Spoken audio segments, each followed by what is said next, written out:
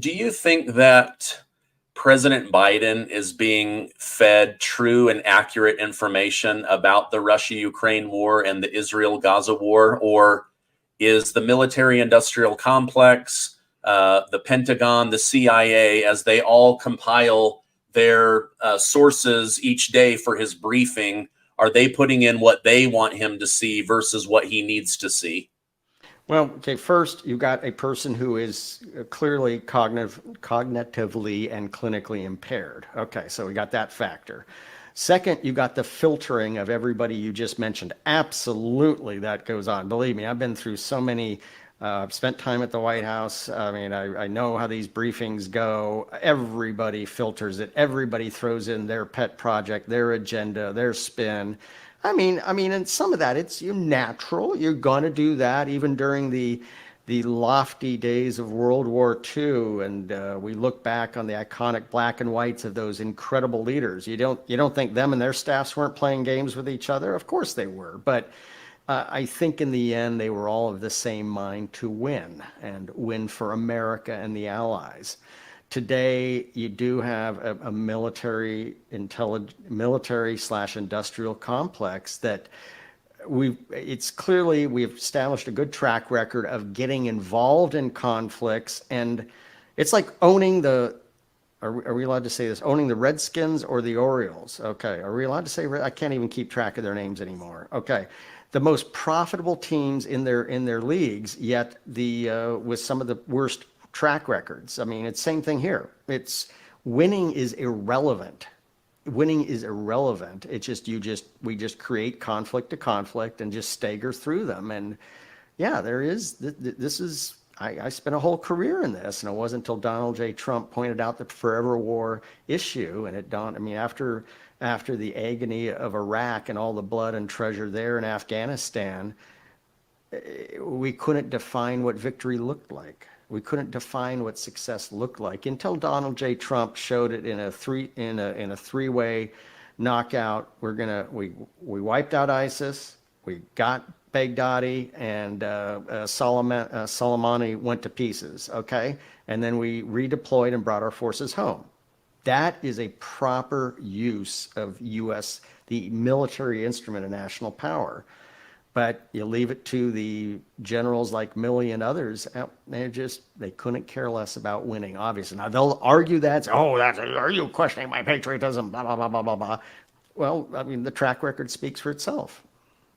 Yeah, and I think, a lot of Americans have woken up and they realize, wait a minute, we are bankrupting ourselves for wars that do us no good. I'm not going to be voting for RFK Jr., but he pointed out we spent $9 trillion collectively in the Middle East, and we got nothing for it. Our schools are worse, our roads are worse, our bridges are worse. So it's like there's really not a lot of upside to it. Although you do have to have a military, you do have to be prepared to go to war. War is unfortunate. It's ugly.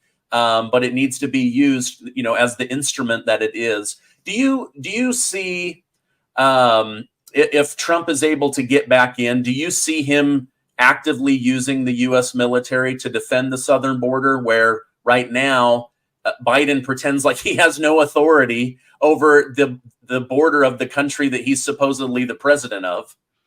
Yeah, Mayorkas and the ilk of that cast of characters is that they are theatrically hapless and ineffective. Just no matter what, it's a tragedy. If only we had more resources. If only we had more legal authority. We just we can't do anything. We need more. And no, they have the legal authority, they have the resources, do it. This is this role play acting of Mayorkas and Biden. It's an absolute invasion. Again, it's part of the 14 centers of gravity and conflicts that are ongoing to topple America. So we could shut this down very easily and very quickly. And in Panama, you just had a populist, Molino, just won very handily. And he's very pro-Panama, he's very pro-America, and he's not a big fan of China. So I'm sure China is sweating because a lot of their attempts to kind of dominate Panama have faltered. But Molino has said, hey, we're not going to allow these people through the Darien Gap anymore. We're stopping this. I spent some time down there with Ann Vandersteel and Michael Yon and saw it personally. And yeah, this is crazy. And it totally defoliates the economy of Panama. They are getting destroyed and crushed. And Molino says, we're shutting this down. Wow. Okay. Interesting. You hear the phrase weapons of mass destruction a lot, but weapons of math destruction is actually really bad too. A country going heavily into debt, their economy falling apart. They're now saying it could cost upwards of $500 billion to support all the illegals in the country. I mean, that's 5 Russia-Ukraine wars in a single year. Look at these cities that are being overwhelmed, their hospital systems, their welfare programs, their school systems. It's like you start adding up the math of the people and the money to sustain them, and we're going to start collapsing like you're seeing in Europe. Europe is starting to collapse because you have the more native population. All of their tax money is being used to support the illegal or even the legal immigration that's coming in. It's going to end up collapsing. Speaking of supporting, as I pull back 10,000 feet, I see one big glaring thing, and that's that China gave Russia their blessing to attack Ukraine, and then they ramped up their oil purchasing and other purchases from Russia in order to support them economically. Same thing. China says, let's go to Iran.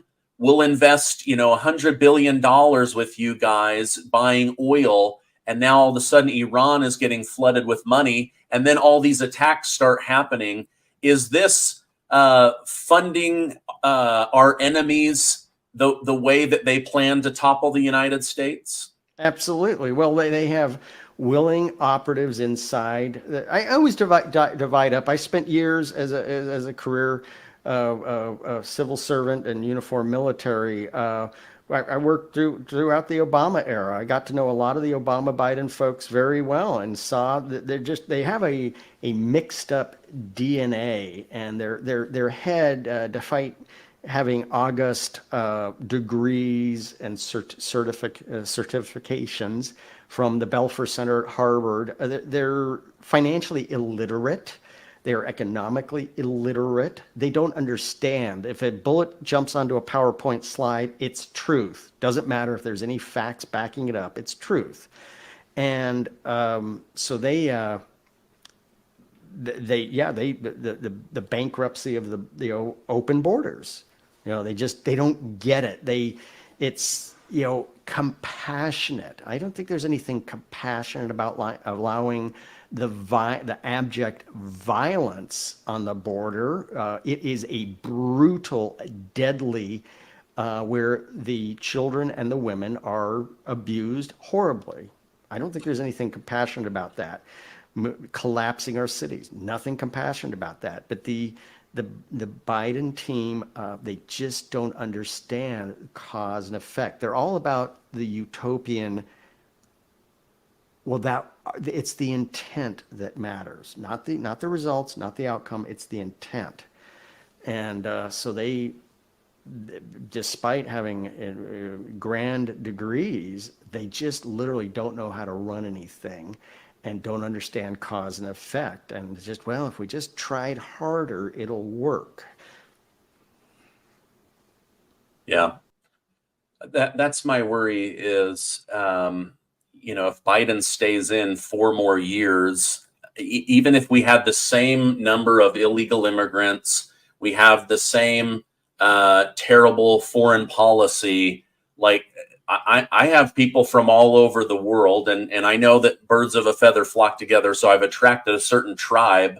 But many people around the world, they are worried about Biden staying in because these wars don't happen when America is strong. So we've got to strengthen America. I know one way that you're trying to do that is by educating people through your new book. So tell me about War Against the Deep State. Why did you write it? What are we going to learn by reading it? Well, thank you, Stephen. That was my second book, War Against the Deep State. I discussed the creation of the mass surveillance system in the 2007 to 2014 era, which was started for good reasons and lawfully, but it really has been weaponized against the American people. We have two lawsuits, Missouri, Louisiana, against Biden, Texas, which is rising up to the Supreme Court level, Texas against Biden. So the mass surveillance system is a key enabling tool for the weaponization of government against the American citizen. So it's about that. This has enabled the rise of the unlawful fourth, fifth, and sixth branches of government. The fourth being the administrative state, the fifth being the incestuous, dangerous marriage of big tech with intel and law enforcement, and then the sixth are the rise of the nonprofits and their absolutely untoward influence over the conduct of government. Universities are normally nonprofits. I'm all for universities. Universities are great things, but there has to be far more transparency and accountability. So that's book two. Is addressing these matters. I was again, right in the seat, one of the key people on creating the mass surveillance system, and it was essentially hijacked and weaponized. And so, in the first book, The Nation Will Follow, was me being inside government and realizing I was a material witness to the coup against candidate Trump and then President Trump, and realizing, and by name, turning in a lot of names to the Durham investigation. Charles McGonigal was one of the key people feeding the Trump, Russia story as the director of counterintelligence for the New York field office for the FBI. And he was also getting paid by the Russians at the same time. Horrible. And I think he's only gotten 6 years so far. But we did get that. There's 5 other referred investigations going on from Durham. So everybody said, nothing happened. Well, yeah, actually some stuff did happen. And these things take time. But so it's about my time realizing the coup against Trump, realizing there was a uniparty, realizing Trump was right on a deep state. It also gives the action plan for the American citizen. The foundation of our constitutional system is our 3,300 or so county and county equivalents. Those are the foundation of America. So for 97% of us, we need to spend 99% of our energy making sure we have a clean county. That's what it's all about. Okay. Interesting. Well, I'm going to put a link to both of your books down below. I appreciate you coming on the show. Thank you so much for your many decades of military service to our country. I'm optimistic about the future. I know the last 24 hours or so with all of this Trump news has shaken a lot of people, but I think it's also shaken a lot of people awake. And I'm seeing in my Twitter feed, I'm seeing people saying, I had no plan to vote for Trump. I'm now voting for him. I'm seeing women that are saying, this is a travesty. I'm voting for Trump. I'm seeing Black Americans saying, no way, this is injustice. I'm voting for Trump. Like, I'm seeing all kinds of different races, groups, genders. They have all been awakened, and people are going, wait a minute. America can't stand if we start doing what they're doing in Venezuela or Russia, where you jail or kill your political opponent. Then this republic, this experiment is over. And so anyway, I'm optimistic. These are ugly days, but sometimes it gets really dark right before it gets brighter, and I'm just optimistic that we're heading that way. Colonel, thank you so much for coming on. I'll put those links down below. If people want to follow you online, what is the best place to do that? Well, thank you, Stephen. Colonel R.E.T. John, Colonel Rhett John, Substack, Getter, and Truth. And Amazon for the books, signed copies. If you want that, go to my store. But those are the best ways. And then I'm seen regularly on different media, including yours. Thank you very much, Stephen. I appreciate it. Great. Well, thank you very much. I hope you have a great rest of your day.